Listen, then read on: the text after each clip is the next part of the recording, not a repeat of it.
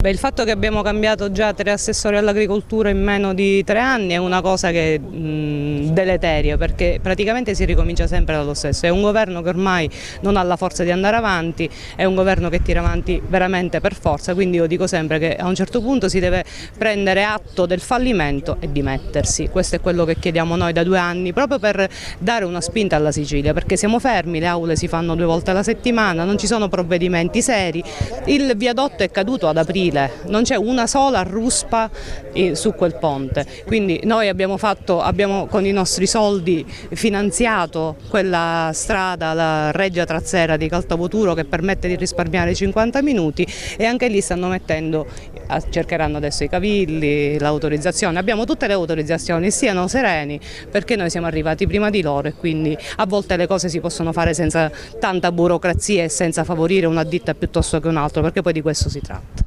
In calendario riforma delle province sarà finalmente un percorso che porterà al risultato?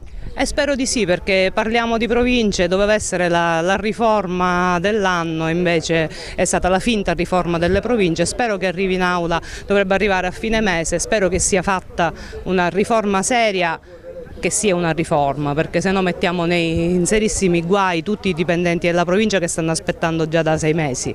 Quindi spero che arrivi una riforma seria e condivisa, perché quando si fanno le riforme devono essere condivise, e poi l'ultima volta non era condivisa nemmeno dalla maggioranza, perché non erano in aula e a primo articolo è stato bocciata e fatta ritornare in commissione.